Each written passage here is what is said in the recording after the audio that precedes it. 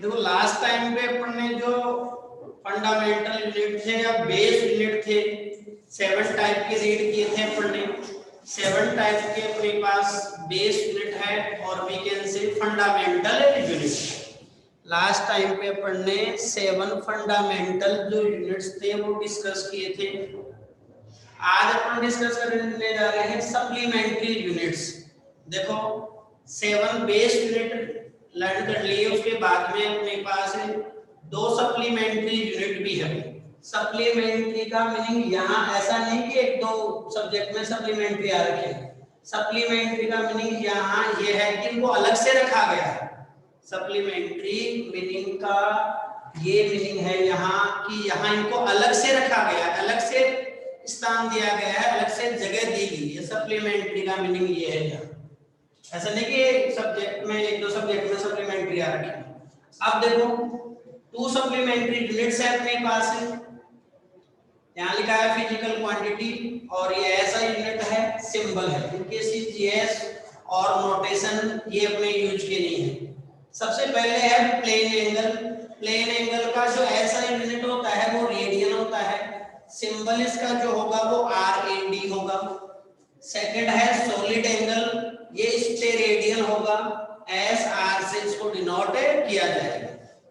अब देखो सबसे पहले अपन रीड करते हैं कि प्लेन एंगल क्या होगा। देखो सबसे पहले अपन रीड करते हैं कि प्लेन एंगल क्या होगा। देखो ये 2 अपने पास लाइंस हैं, ये 2 लाइंस हैं, इनके बिटवीन में जो एंगल सब टेंड हो रहा है, देखो एक बार समझने का एफर्ट करो।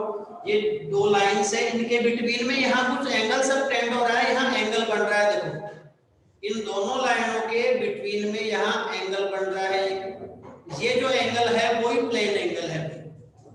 मैं फिर बता दूं, इन दोनों लाइनों के बिटवीन में एक एंगल सब टेंड हो रहा है यहाँ, इसी को बोला है अपन ने प्लेन एंगल।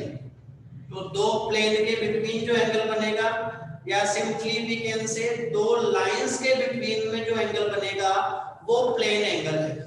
और इसको मैं एक्सप्लेन करूं तो जैसे मान लो ये सर्किल है अपने पास, ये समझो ये सर्किल है। अब इसका जो सरकमफेरेंस है, इस सर्किल का जो सरकमफेरेंस है उस पे अपन ने एक आर्क लिया है। इस सर्किल का जो सरकमफेरेंस है उस पे अपन ने एक आर्क ले लिया। इस आर्क को मैं डार्क कर लेता हूं ताकि तुम्हारे को दिख जाए। ये मैंने डार्क कर लिया। अब ये जो आर्क है वो बताओ इसके सेंटर पे एक एंगल सब टेंड कर रहा है। मैंने बताया कि ये सर्किल है और सर्किल का जो सरकमफेरेंस है उस पे अपन ने एक आर्क लिया। ये आर्क इस सर्किल के सेंटर पे एक एंगल सब टेंड कर रहा है। ये जो एंगल है उसी को अपन ने नेम दिया है प्लेन एंगल, थीटा से डिनोट किया है। वो सेंटर ऑफ सर्किल है, ये आर रेडियस है इसका, ये आर्क लेंथ कह दिया इसको, ये आर्क लेंथ है L, आर्क लेंथ है L। मैंने ये बताया भाई ये सर्किल है और सर्किल का जो सरकमफेरेंस है उस पे अपन ने एक आर्क लिया है। ये आर्क इस सर्किल के सेंटर पे एक एंगल सब टेंड कर रहा है और जो एंगल सब टेंड कर रहा है उसको नेम दिया है अपन ने थीटा।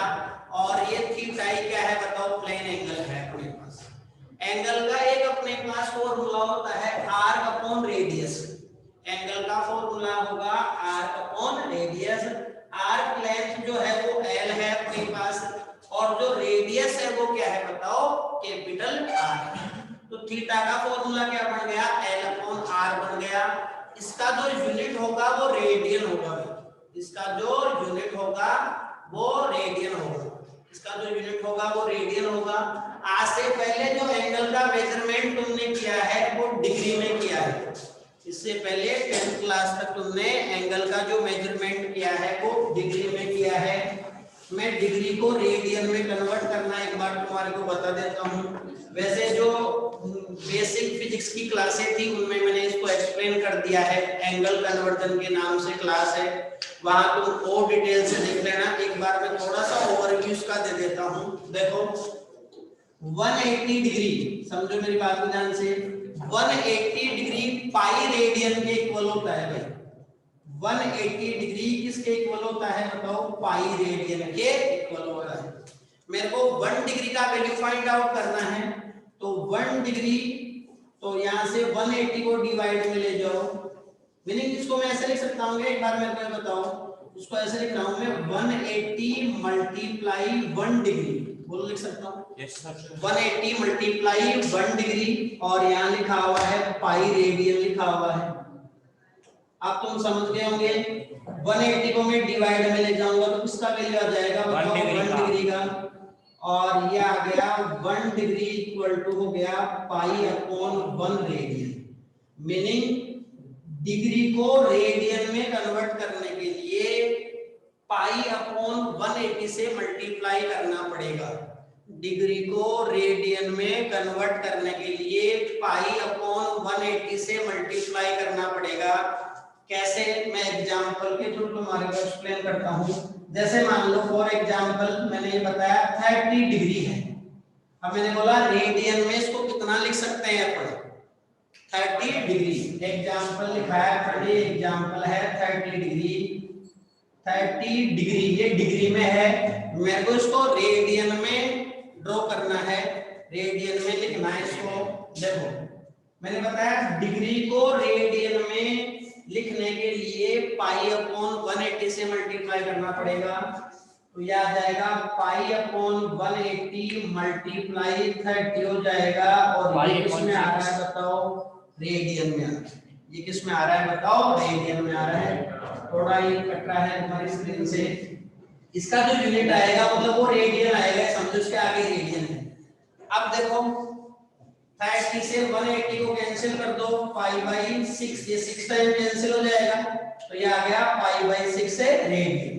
तो 30 तो क्या था बताओ, डिग्री में था, अब रेडियन में कितना हो गया बताओ, पाई बाई 6 से रेडियन हो गया। जैसे मान लो मैंने लिख दिया 45, फॉर एग्जांपल 45 डिग्री लिखा हुआ है, तो क्या करोगे, पाई अपॉन 180 मल्टीप्लाई 45 करोगे, ये रेडियन में आएगा, और बताओ ये कितना आ जाएगा, यहाँ से ये रेडियन लिखा है आगे, मैं यहाँ लिख देता हूँ इसको, इसके आगे ये रेडियन, ये 4 टाइम कैंसिल हो जाएगा, मीनिंग पाई बाई 4 रेडियन हो जाएगा। ऐसे 60 डिग्री को कन्वर्ट कर लो, तो बताओ कितना हो जाएगा, पाई अपॉन 180 मल्टीप्लाई 60, ये रेडियन में आएगा, तो बताओ ये 3 टाइम कैंसिल हो जाएगा इससे, तो ये आ जाएगा पाई बाई 3 रेडियन आ जाएगा। पाई बाई 3 क्या आ जाएगा बताओ, रेडियन आ जाएगा। बताओ डिग्री को ये पाई बाई 3 रेडियन लिखा हुआ है भाई, ये है पाई बाई 3 रेडियन। बताओ ये कुछ एग्जांपल मैंने तुम्हारे को दिए जिनमें आपने क्या किया है बताओ, डिग्री को किसके अंदर कन्वर्ट किया है, रेडियन के अंदर कन्वर्ट किया है।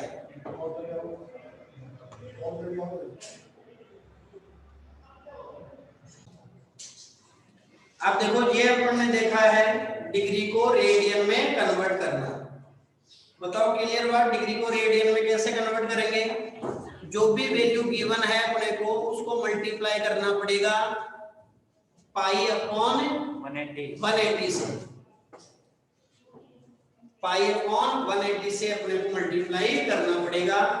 और अगर तुम ज्यादा अगर एग्जांपल सॉल्व करना चाहते हो तो बेसिक फिजिक्स की जो क्लास है एंगल कन्वर्जन, वहां जाके इस टॉपिक को और तुम रीड कर सकते हो, वहां और काफी एग्जांपल सॉल्व कर रखे हैं अपन ने। अब देखो अगर मैं सिंपली तुम्हारे को मीनिंग पूछूं, इधर ध्यान लगाओ, मैं सिंपली तुम्हारे को अगर पूछूं भाई पाई का वैल्यू कितना होता है, पाई का वैल्यू ओनली मैंने पाई लिखा है, तो पाई का वैल्यू आएगा 22/7, 22/7 होता है। ओनली पाई की अगर मैं बात करूं तो 22/7 होगा। अब अपन बोलने को 3.14 बोल सकते हैं, बट ज्यादा एग्जैक्ट जो सही है वो 22/7 है, क्योंकि 3.14 फिर आगे डिवाइड कंप्लीट नहीं हुआ, आगे तक और जाएगा डिवाइड, तो जो पाई का वैल्यू हुआ वो कितना हुआ 22/7 हुआ। ओनली मैंने पाई लिखा है तो इसका वैल्यू कितना है 22/7 है। अब समझो मैंने अगर पाई रेडियन लिख दिया, मेरी बात समझना, अगर मैंने पाई रेडियन लिख दिया तो फिर इसका मीनिंग कितना हो जाएगा बताओ, 180 डिग्री हो जाएगा। अगर मैंने पाई रेडियन लिख दिया तो इसका जो मीनिंग है वो कितना हो जाएगा बताओ, 180 डिग्री हो जाएगा। इतनी बात क्लियर। ये पढ़ा है अपन ने, प्लेन एंगल पढ़ा है। सिंपली तुम कह सकते हो कि दो लाइंस के बिटवीन का जो एंगल है, या फिर ये कह दो कि ये जो आर्क है, ये जो सर्किल का जो आर्क है, वो सर्किल के सेंटर पे जो एंगल सबटेंड कर रहा है, सर्किल का जो आर्क है वो सर्किल के सेंटर पे जो एंगल सबटेंड कर रहा है, वो एंगल ही प्लेन एंगल है। अब अगर मैं तुम्हारे को पूछूं कि 1 रेडियन का डेफिनेशन बताओ, तो 1 रेडियन का डेफिनेशन क्या होगा बताओ? यहां से आर्क लेंथ को रेडियस के इक्वल कर दो। देखो यहां से जो आर्क लेंथ है ना l, उसको किसके इक्वल कर दो? रेडियस के इक्वल कर दो। जब ये दोनों वैल्यू इक्वल हो जाएंगे तो इनका डिवाइड कितना आ जाएगा बताओ? 1 आ जाएगा। तो वो अपने पास किसकी डेफिनेशन होगी बताओ? 1 रेडियन की डेफिनेशन होगी। 1 रेडियन की डेफिनेशन क्या है कि आर्क लेंथ और रेडियस दोनों क्या है बताओ? इक्वल। आर्क लेंथ और रेडियस जब दोनों इक्वल हो जाएंगे तो अपने पास ये 1 रेडियन हो जाएगा।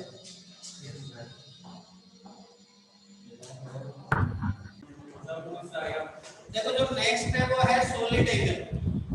डेफिनेशन लिखिए, ए solid angle is a 3D angle subtended bye a surface at A point by joining it's periphery.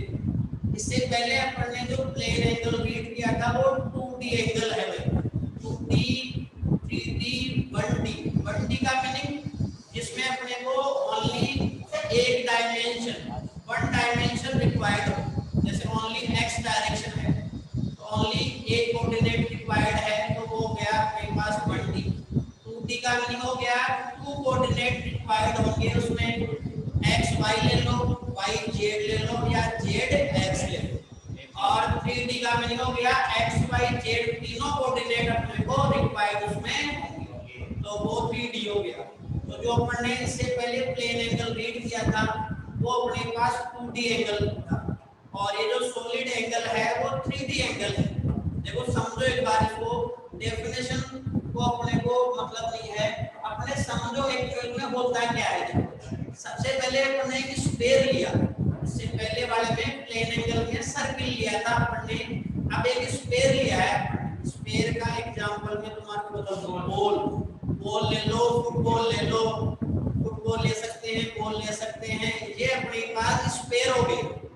और जो फुटबॉल लिया अपन ने या जो बॉल लिया, उसकी सरफेस पे, उसकी जो सरफेस है वहां अपन ने एक एरिया ले लिया, उसकी सरफेस पे क्या ले लिया बताओ? एक एरिया ले लिया अपन ने। एरिया को कंसीडर किया है अपन ने DA, वहां एक एरिया ले लिया अपन ने उसकी सरफेस पे। बॉल की जो सरफेस है उस सरफेस पे एक एरिया ले लिया अपन ने DA। अब देखो ये जो DA एरिया है, DA जो स्मॉल एरिया है, वो बताओ उस स्फीयर के सेंटर पे एक एंगल सबटेंड करेगा। ये जो DA अपन ने एरिया लिया है उसकी सरफेस पे, वो इस स्फीयर के सेंटर पे एक एंगल सबटेंड करेगा, और वो एंगल 3D एंगल होगा। देखो इस तरह से वो एंगल होगा, 3D एंगल होगा, इस तरह से होगा वो 3D एंगल होगा। वो उसको अपन ने नेम दिया है सॉलिड एंगल। इसको डिनोट किया है d ओमेगा से, जैसे ओम लिखते हो ना तो ओम रेजिस्टेंस के लिए ओम आता है, इसको यहाँ ओमेगा रीड किया है। ओमेगा को ऐसे भी लिख सकते हैं, तो ये भी ओमेगा है, ऐसे भी लिख सकते हैं, बट यहाँ जो नोटेशन लिया है वो ओम लिया है, यहाँ ओमेगा इसको रीड किया जाएगा, तो इसका जो नोटेशन है वो d ओमेगा है। यहाँ न्यूमरेटर में क्या आएगा? जो एरिया अपन ने लिया है, स्मॉल जो एरिया लिया है वो DA है, ये DA हो गया, और ये रेडियस है। देखो ये भी रेडियस है और ये भी रेडियस है, तो अपॉन रेडियस का स्क्वायर कर रहे हैं अपन, और होल स्क्वायर, कंप्लीट स्क्वायर की बात करते हैं, तो उसका जो एरिया हो जाएगा वो 4 पाई r स्क्वायर हो जाएगा, अपॉन r स्क्वायर है, कैंसिल हो जाएगा। तो मैंने ये बताया कि कंप्लीट स्फीयर के लिए जो सॉलिड एंगल होगा उसका जो वैल्यू होता है वो 4 पाई स्टेरेडियन। आगे क्या लिखा है? 4 पाई स्टेरेडियन। अगर मैं तुम्हारे को पूछूं कि जो प्लेन अपन ने एंगल पढ़ा था, जो प्लेन एंगल बताओ सर्किल के लिए, कंप्लीट सर्किल के लिए प्लेन एंगल का जो वैल्यू होगा वो 360 डिग्री होगा। 360 होगा और 2 पाई रेडियन होगी। मैं प्लेन एंगल की बात कर रहा हूँ। प्लेन एंगल के लिए प्लेन एंगल जो होगा कंप्लीट सर्किल के लिए 2 पाई रेडियन होगा। बट मैंने यहाँ क्या बताया, स्फीयर के लिए जो सॉलिड एंगल होगा वो 4 पाई स्क्वायर रेडियन होगा कंप्लीट स्फीयर की। अगर मैं तुम्हारे से बात कर रहा हूँ, इसको और समझो थोड़ा सा। ये जो एरिया था उसको मैंने अलग कर लिया, इस एरिया को मैंने अलग कर लिया। अब देखो ये जो एरिया है अपने पास, ये जो एरिया है वो सेंटर पे कोई एंगल सबटेंड करेगा। अब ऐसा इमेजिन करो, ये जो एरिया है, ये एरिया है, ये अपने पास सेंटर पे जब एंगल सबटेंड करेगा तो ओनली 2 लाइनों से अपना कंप्लीट वर्क नहीं होगा, 2 लाइनें ही नहीं होगी, काफी सारी लाइनें होगी जो यहाँ से इसको ज्वाइन करेगी। देखो समझो, ऐसे बहुत सारी लाइनें होगी, ये बहुत सारी लाइनें होगी जो यहाँ इसको ज्वाइन करेगी। क्योंकि ये जो एरिया है, ऐसे समझो ये एरिया है, इसको अपने पास यहाँ से ज्वाइन करने के लिए बहुत सारी लाइनें आ रही है, यहाँ बहुत सारी लाइनें आ रही है। तो ये जो एंगल सब टेंड हो रहा है, ये जो सरफेस थी, इस सरफेस के द्वारा, इस सरफेस के रीजन से यहाँ सेंटर पे ये जो एंगल सब टेंड हो रहा है, देखो 3D एंगल है भाई, ये जो एंगल सब टेंड हो रहा है उसी को अपन ने नेम दिया है अपने पास सॉलिड एंगल नेम दिया है। मैं फिर बता दूं, ये सरफेस है और ये सेंटर है, तो ओनली अपनी 2 लाइनों से वर्क कंप्लीट नहीं होगा, बहुत सारी लाइनें यहाँ अपने को ड्रॉ करनी पड़ेगी, बहुत सारी लाइनें अपने को यहाँ ड्रॉ करनी पड़ेगी। ये जो एंगल सब टेंड हो गए 3D एंगल है भाई, 3D एंगल है, इसी को नेम अपन ने क्या दिया है बताओ, अपने पास सॉलिड एंगल नेम दिया है। और अगर मैं इसको एक्सप्लेन करूं तो कोन वाली आइसक्रीम देखिए तुमने, ये कोन वाली आइसक्रीम है, तो देखो इतना लगाओ, ये अपने पास कोन वाली आइसक्रीम का ये जो पार्ट है, ये जो पार्ट है, यहाँ जो एंगल सब टेंड कर रहा है, देखो मैंने बताया कोन वाली आइसक्रीम का ये जो पार्ट है वो यहाँ एंगल सब टेंड कर रहा है, सेंटर पे जो एंगल सब टेंड कर रहा है वो एंगल एक सॉलिड एंगल है। तो तुम इसको ऐसे लर्न कर लो कि कोन वाली आइसक्रीम का ये वाला जो पार्ट है, यहाँ अपने पास नीचे वाले सिरे पे, यहाँ नीचे वाले एंड पे जो एंगल सब टेंड कर रहा है, अब जो एंगल सब टेंड करेगा तो इसको समझो जैसे ये है, तो ये एंगल सब टेंड करेगा तो ओनली 2 लाइनों से अपना जो कंप्लीट नहीं होगा, इधर ध्यान लगाओ, काफी सारी लाइनें अपने को यहाँ से यहाँ तक ज्वाइन करनी पड़ेगी। ऐसे बहुत सारी लाइनें अपने को यहाँ से यहाँ तक ज्वाइन करनी पड़ेगी, बहुत सारी लाइनों के द्वारा इसको ज्वाइन करना पड़ेगा। तो ये समझो कि जो कोन वाली आइसक्रीम है, इसका ये वाला जो पार्ट है, यहाँ अपने पास जो एंगल सब टेंड कर रहा है वो अपने पास क्या होगा बताओ, सॉलिड एंगल। इतना सा लर्न कर लो। और मैंने तुम्हारे को इसका फॉर्मूला बता ही दिया। कंप्लीट स्फीयर के लिए अपने को लर्न करना है 4 पाई स्क्वायर रेडियन होता है, कैसे आया पढ़ने को देख लीजिए। इतनी बात क्लियर है भाई?